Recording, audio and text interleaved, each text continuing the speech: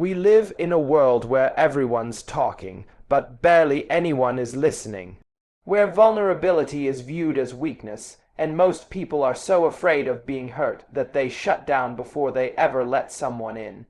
That's why emotional availability isn't just attractive. It's rare, it's powerful, it's unforgettable. Being emotionally available doesn't mean you're constantly crying, sharing every detail of your past, or overwhelming someone with your feelings. It means your heart is open. It means you're present, you're real, you're honest about what you feel, even when it's uncomfortable. And because so few people are actually capable of this, the ones who are stand out, you become the person who makes others feel seen, heard, held when someone experiences that kind of presence from you. Without judgment, without games, they start to crave it. Not because they're needy, but because they've finally tasted truth, and truth is addictive. People are starving for connection. Not surface level, not something that looks good on Instagram, but something that actually makes them feel alive, safe, understood. When you show up as someone who's emotionally available, you become a space of calm in the chaos. A place where others feel like they don't have to perform, they don't have to hide, they don't have to pretend to be okay. Most people don't realize it, but emotional availability builds emotional trust, and trust builds emotional memory. That's the reason people remember you long after you're gone. That's why they replay your conversations in their mind, or why your absence feels heavier than anyone else's. You didn't just show up, you showed up with your heart, you were there. It doesn't take 10 years to make an impact. Sometimes all it takes is one emotionally honest moment, one night of real conversation, one deep stare that says, "I see you." Those are the things that stay with people. Not your looks, not your status, but your energy. And here's the part that most don't talk about. Being emotionally available is risky. It means you might get hurt. It means not every connection will be mutual. But the flip side is this: when it is mutual, it's magnetic. It draws people in not because you're perfect, but because you're present. It tells them you're safe here. And safety is something most people don't even realize they're searching for until they feel it. So while others are playing it cool, guarding their hearts, keeping their messages dry and emotions locked up, you're choosing to be different. You're choosing to show up whole. You're choosing to offer what no one else is brave enough to. You're choosing to be emotionally available. Because you know deep down, the way you see yourself sets the tone for every interaction you'll ever have. Self-worth isn't arrogance, and it's not entitlement. It's a quiet, grounded confidence in who you are, with or without validation, with or without applause. It's knowing you're enough before anyone else tells you so. Most people are walking around trying to earn what they already have the right to feel: love, attention, respect. They perform, they shrink, they chase, they settle, all because something inside of them whispered, "You're not quite enough." And so they seek in others what they haven't yet found within. But here's the truth: when you own your worth, people feel it before you say a word. You don't need to scream it. You don't need to convince anyone. It's in the way you speak, the way you walk away when something doesn't honor you, the way you love others fully without abandoning yourself in the process. Self-worth protects you from relationships that drain you. It teaches you to stop begging for attention that should have been offered freely. It keeps you from overextending, overgiving, and overproving. It says, "I can love you, but I won't lose myself trying to make you choose me." That's not pride, that's power. When you lack self-worth, your world is built on fragile ground. You overanalyze texts. You tolerate disrespect. You call red flags potential, but when you know your value, you stop negotiating with confusion. You stop entertaining situations that make you question your place. Because someone with real self-worth doesn't chase closure, they become it. What most people don't realize is that your worth is not decided by how someone else treats you. It's revealed by how you treat yourself when others don't show up. Do you betray yourself to keep the peace? Or do you stand firm in your truth, even when it costs you comfort? You become magnetic when you carry self-worth, not because you're trying to impress, but because you don't need to. You're not seeking attention to feel validated. You're not performing to be liked. Your presence is grounded in something deeper. And people feel that. They might not even know why, but they feel it. People start to miss you when they realize you were a mirror for what they lacked. Not because you judged them, but because you had something solid in you that they hadn't yet found in themselves. That kind of energy sticks. That kind of energy lingers. You don't get there by accident. You get there by choosing you. Not once, not occasionally, but every single day. You get there by refusing to betray your own needs just to be chosen by someone else. You get there by remembering that worth isn't something you earn. It's something you claim sometimes. The most powerful move you can make is to stop trying. To stop reaching, to stop proving, not out of pride, not to manipulate, but because pulling back is the only way to restore your peace and remind yourself of your value. We've been conditioned to believe that if something starts slipping away, we should grab on tighter. Call more, explain more, show up more, but the truth is, desperation is never attractive. It doesn't draw people in, it pushes them further away. Energy doesn't lie, and when your energy says, I need you to choose me so I can feel okay, it creates imbalance. It creates pressure. It creates resistance. Pulling back doesn't mean cutting someone off in anger. It means shifting your focus inward. It means letting go of what you can't control and reclaiming your energy from places that no longer feel safe, reciprocal, or emotionally healthy. You stop chasing. You stop waiting. You stop hoping that your effort alone can hold something together that requires mutual intention. And when you do that, when you step back, not only do you create space for clarity, but you also give the other person a chance to feel your absence. Because here's what most people forget. Your presence has power, but your absence does too. The constant availability, the instant replies, the one-sided effort, it makes people take your energy for granted. It tells them subconsciously that you'll always be there, that no matter how they show up or don't, you'll stay. But when you pull back, when you remove your emotional investment from someone who hasn't earned it, they feel it. Whether they admit it or not, they feel the shift. Because you were pouring into a space they got used to receiving from. And now it's quiet. That silence can be louder than any words. Pulling back gives you room to breathe. It clears the noise so you can listen to your own heart again. You start to ask different questions, not how do I make them see my worth, but why was I trying so hard to be seen in the first place? You begin to realize that your presence is not a gift to be thrown around casually. It's earned through consistency, through effort, through intentionality. Sometimes they don't realize what they had until they don't have access to it anymore. And while that's not your goal, it's a reality.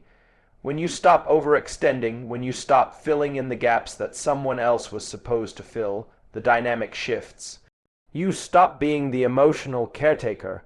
You stop being the one carrying all the weight, and in that stillness, everything becomes visible. Pulling back isn't punishment, it's protection. It's how you get back in alignment with yourself. It's how you break free from patterns of emotional overgiving that left you drained, confused, and questioning your worth in places that could never validate it. It's how you stop showing up for people who only want the parts of you that are convenient and start preserving the parts of you that are sacred. You can say all the right words, wear the right smile, send the right messages at the right time. But if your energy is off, people will feel it. Maybe not consciously at first, but they'll know something's not right because words can be rehearsed. Intentions can be hidden, but energy, it always tells the truth. You ever walk into a room and feel tension without anyone saying a word? Or meet someone who says all the things you want to hear, but something inside you doesn't trust them? That's energy. It's the invisible language we all speak, whether we realize it or not. It shows up in your tone, your posture, your presence, and your silence. You can't fake it. You can't cover it up for long, and you can't control how others receive it when it's not aligned with what you're pretending to feel. This is why people remember how you made them feel more than what you ever said. You could talk for hours, but if your energy is inconsistent, if it's guarded or needy or uncertain, they'll carry that feeling with them, and they'll associate you with that feeling. You want to be someone people remember in your absence? Start by getting real with your energy in your presence. Don't show up with resentment and cover it in niceties. Don't offer affection when you're secretly holding onto bitterness. Don't pretend to be detached when you're emotionally invested. That disconnect creates confusion for you and for them. People can sense when your energy is authentic. They feel when you're grounded in peace, when your love is clean, not manipulative, when your presence feels calm instead of chaotic, when you're not trying to prove anything. That's the kind of energy that sticks. That's what people replay in their minds long after you're gone. And when someone truly feels safe around you, not because you're perfect, but because your energy is clear, you become memorable. Even in silence, even when you're no longer around, your energy left a mark, not because you forced it, but because you aligned with truth, and truth has a way of echoing in people's hearts when everything else goes quiet. The energy you bring into a space can heal or harm, it can attract or repel, it can comfort or confuse. And the people who are emotionally aware, whether they know how to articulate it or not, will feel every bit of it. That's why being intentional with your energy is more important than being impressive with your words. People don't always remember conversations, but they always remember energy. It's not about being positive all the time. It's about being real, owning your mood, taking responsibility for how you show up, getting honest with yourself before trying to connect with someone else. Because when your internal world is messy, your energy will carry that chaos. But when your spirit is clear, when you've done the work to heal and ground yourself, your presence becomes a space others want to return to. Even when you're no longer there, there's a difference. Between being distant and being mysterious, one pushes people away, the other draws them in. The problem is, most people confuse the two. They think going quiet, pulling back, or being unavailable makes them more desirable. But emotional distance doesn't create attraction. It creates disconnection. Mystery, on the other hand, invites curiosity. It leaves room for imagination, for depth, for discovery. Being mysterious doesn't mean playing games. It doesn't mean ignoring messages, withholding affection, or pretending you don't care. That's not mystery, that's insecurity in disguise. True mystery is presence without full exposure. It's showing just enough of your soul that someone feels intrigued, but not so much that they feel like they've figured you out entirely. It's the ability to be real without being completely revealed. In a world where oversharing is normalized, where people feel the need to post every move, explain every emotion, and narrate every thought, mystery becomes magnetic. It's the quiet confidence that says, "You don't need to know everything about me to feel me." It's that subtle pause before you speak. That moment of stillness when you're fully present but not trying to perform. That ability to hold space without filling it with noise. People are naturally drawn to what they can't fully grasp. But the key is to give them something real to feel, something grounded, because when you're too emotionally distant, people stop trying, they stop investing. They start feeling unsure, not curious. Mystery doesn't make people question your interests. It makes them lean in to understand you more deeply. Distance makes them question your intentions. It creates emotional anxiety instead of emotional intrigue. There's a rhythm to being mysterious. You share, but you don't overexpose. You open up, but you don't unravel. You're honest, but you're not desperate for connection. You let someone see your light without needing to prove how brightly you can shine. That restraint, that self-trust is what creates gravity. It makes people respect your boundaries and lean in closer because they feel that there's more beneath the surface. You don't need to give your entire story away in the first few conversations. You don't need to explain yourself to be understood.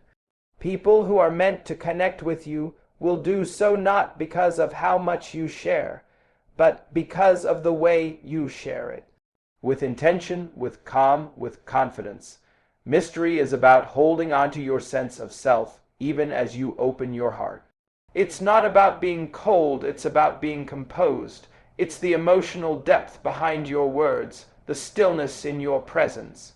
The way you don't rush to fill silence because you're not afraid of being misunderstood, because you know who you are. And when someone senses that, when they feel that unspoken truth within you, it captivates them more than any performance ever could. Confidence isn't just about the way you walk into a room. It's not in how loud your voice is or how perfectly you deliver your words.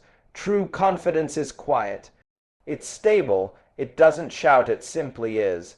And what makes it powerful isn't just having it in the big moments, but in how consistently you carry it through the little ones. Anyone can look confident for a night, for a date, for a conversation they rehearsed in their head. But what people really feel, what they truly respond to, is consistency. It's how you show up on the days when no one's watching. How you handle rejection without shrinking. How you keep your standards intact even when you're tempted to lower them for temporary comfort. Confidence isn't about being fearless. It's about being self-assured even when you're uncertain, and the more consistently you walk in that energy, the more magnetic you become. Not because you're perfect, not because you always know what to say, but because your presence feels safe. Steady, grounded, that kind of confidence doesn't just attract attention, it builds trust. People watch your patterns more than they listen to your words. They feel your energy over time. If your confidence only shows up when things are going your way, it's not real confidence. It's convenience. But when you carry yourself with the same strength through both highs and lows, that's when people start to feel you differently. That's when your energy becomes something they don't just notice. They remember. Confidence doesn't mean you don't feel doubt. It means you don't let doubt dictate how you move. It means you can still speak with clarity even when your voice shakes. You can still honor your boundaries even when you're afraid someone might walk away. And when you do that consistently, you build a foundation inside yourself that no one can take away. That's the part people don't talk about, how confidence isn't built overnight. It's built in small decisions. In walking away from situations that insult your worth.